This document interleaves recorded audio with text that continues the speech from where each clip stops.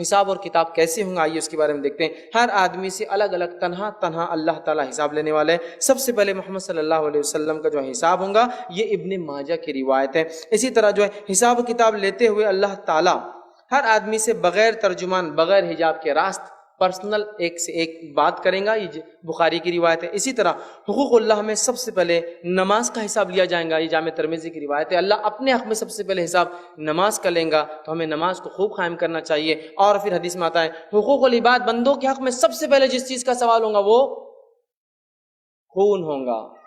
خون تو نہیں بہایا بلا وجہ کسی انسان کا، تو حقوق اللہ میں سب سے پہلا حساب نماز، حقوق العباد میں سب سے پہلا حساب خون کے فیصلے اللہ تعالیٰ کریں گا۔ اسی کے ساتھ جو ہے مرنے کے بعد اپنے پیچھے چھوڑی گئی نیکی یا برائی کا بھی اللہ تعالیٰ باریکی سے جو حساب لیں گا۔ اس کے بعد جو ہے عدل قائم کرنے کے لیے ایک دفعہ جانور کو بھی اللہ زندہ کریں گا، ان میں بھی حساب کتاب کریں گا، پھر وہ مر جائیں گے، یہ مسند احمد کی روایت ہے۔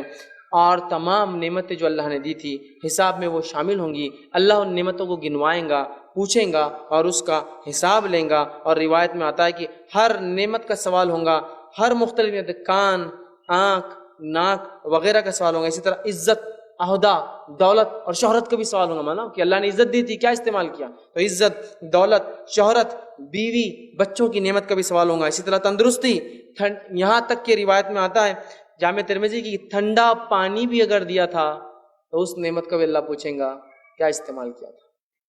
ہر چیز جو نعمت ہے اس نعمت کو اللہ کا شکر کر کے استعمال کیجئے، ان کو ضائع کبھی نہ کریں۔ اسی طرح آسان حساب کیسا ہوگا اور مشکل حساب کیسا ہوگا۔ آسان حساب کے تعلق سے آتا ہے جن لوگوں کے سیدھے ہاتھ میں نام اعمال دیا جائیں گا، سامنے سے دیا جائیں گا، وہ ان لوگوں کا حساب آسان ہوگا۔ سورہ انشقاق سورہ نمبر 84 آیت نمبر 7 سے لے کر 9 میں اللہ نے بیان کیا سیدھے ہاتھ میں، سامنے سے۔ اور اللہ تعالیٰ جو ہے صحیح بخاری کی روایت میں آتا ہے جن لوگوں کے نام اعمال الٹے ہاتھ میں پیچھے سے دیے جائیں گے ان لوگوں کا حساب بہت سخت ہونے والا ہے۔ تو سیدھے ہاتھ میں سامنے سے دینے والوں کا حساب اچھا ہوگا۔ آسان حساب پردے میں لیا جائیں گا اور گناہ جو ہے بتلائے جائیں گے لیکن مواخذہ نہیں ہوں گا۔ آسان حساب یہ کہ اللہ نیک لوگوں کو پردے میں حساب کریں گا، سب کے سامنے نہیں کریں گا، ڈھانک لیں گا ان کے گناہوں کو، نیک لوگوں کو، ٹھیک ہے۔ اور یہ نیک لوگوں کی خصوصیت کیا آتی ہے جن کو ڈھانک کر اللہ حساب لیں گا؟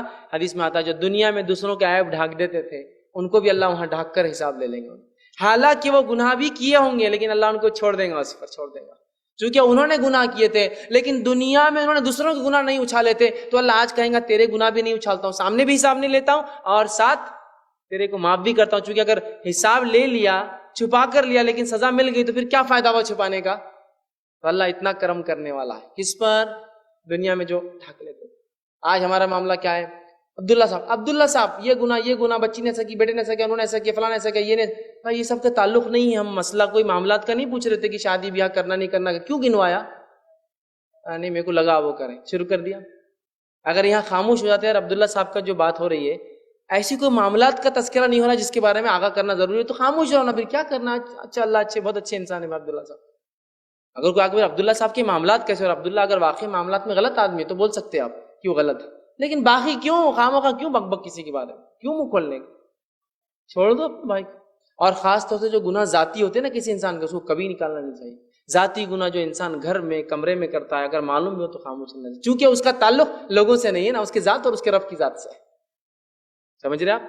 ہوتے ہیں ایسے گناہ انسانوں میں جو انسان سامنے نہیں کرتا ہے، ڈرتا ہے لیکن کر بیٹھتا ہے، انسان ہے نا، تو ان گناہوں کو تو کبھی مت لائے، چونکہ اس کا تعلق انسانی معاشرے سے ہے ہی نہیں، اس کے ذاتی گناہ ہے۔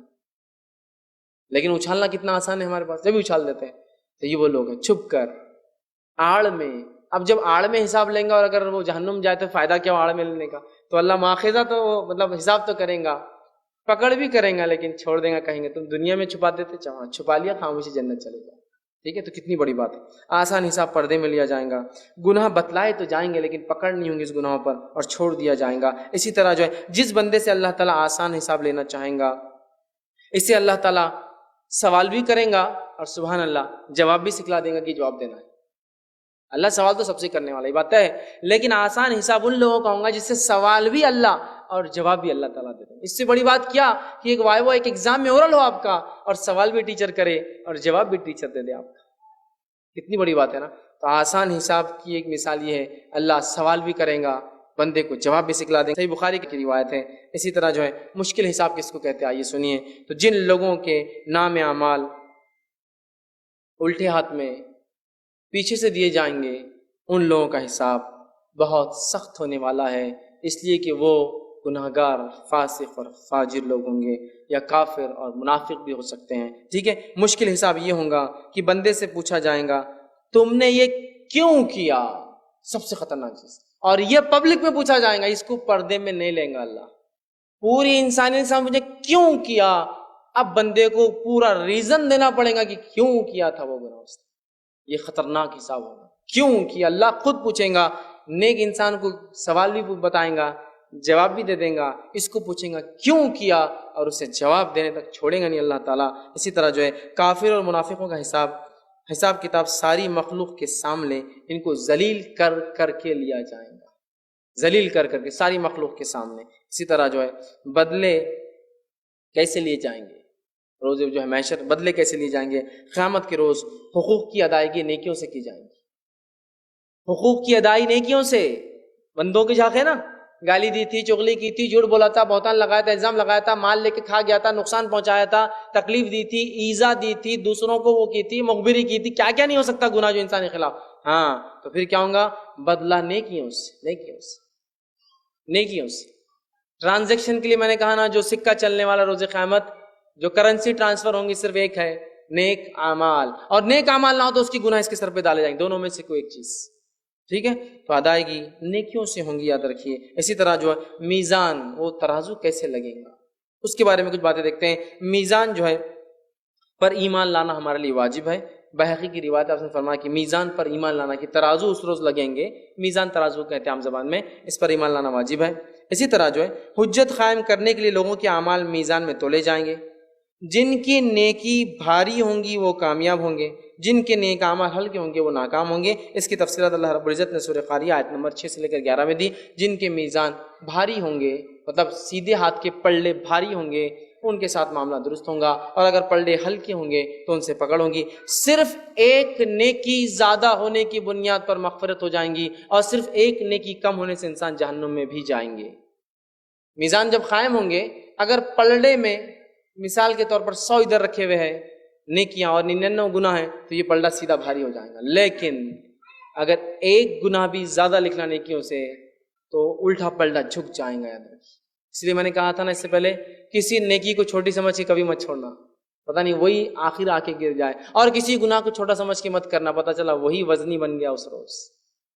ایک نیکی، اور جن کے برابر ہو جائیں گے نیکی اور گناہ، تو مقام اعراف پر رہیں گے۔ سورہ اعراف پوری تفصیلات پڑھ لیجیے۔ ایک بیچ والا مقام جو نہ ادھر ہوں گا نہ ادھر، لیکن وہ دونوں کو دیکھتے رہیں گے، ادھر والوں کو بھی دیکھیں گے، ادھر والوں کو بھی دیکھیں گے، اور دعا کرتے رہیں گے اللہ وہ سیدھے ہاتھ والوں میں ڈالنا، الٹے ہاتھ والوں میں مت ڈالنا، وہ مقام اعراف۔ لیکن مقام اعراف ٹیمپرری فیز ہے، ہمیشہ نہیں رہیں گا۔ اور مقام اعراف والوں کے تعلق سے یہ بات قرآنی مقالے میں، قرآن کی بات چیت سے سمجھ میں آتی ہے، انشاءاللہ وہ بھی سب کے سب جنت میں جائیں گے، کیونکہ اللہ فضل کر دیں گا تھوڑا سا اور پلڑے کو جھکا دیں گا۔